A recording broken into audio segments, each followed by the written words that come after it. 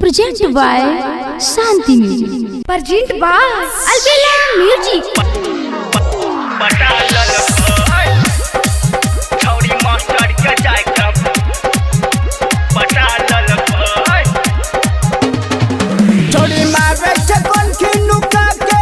पूरे स्कूल में सीटी बजा के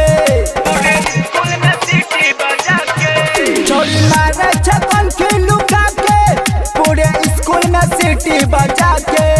इतना चढ़ल जवानी लुटा दिलको पटा लेलको छोड़ी स्कूल में जाके पटा लेलको छोड़ी स्कूल में जाके पटा लेलको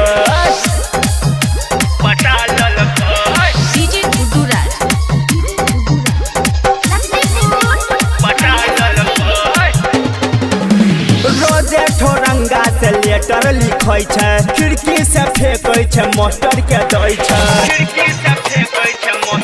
रोजे ठोरंगा से लेटर लिखै छै खिड़की से फेंकै छै मास्टर के दै छै बाजै छै खूब चिकना के ऊपर छतिया से ओढ़नी हटा के बाजै छै खूब चिकना के ऊपर छतिया से ओढ़नी हटा के ओकर गरम फुलौना सटा देलको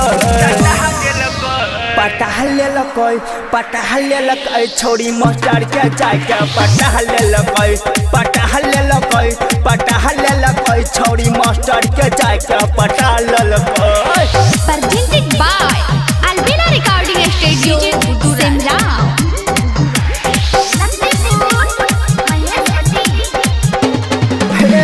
चंदू के काफी से मारै छै देख से आबै छै पहनी के स्कूल में मैक्सी चंदू के काफी से मारै छै देख से आबै छै स्कूल पहनी के मैक्सी खूब आँखे में गजरा सजा के चोटी नीचे फूल लटका के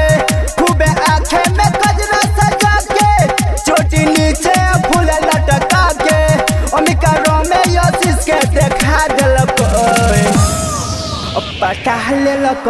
पटा लेलको छोड़ी मास्टर के जाके पटा लेलको छोड़ी मास्टर के जाके पटा लेलको छोड़ी मारे छकन की नुका के पूरे स्कूल में सीटी बजा के छोड़ी मारे छकन की नुका के पूरे स्कूल में सीटी बजा के इतना चढ़ल जवानी लुटा दिलको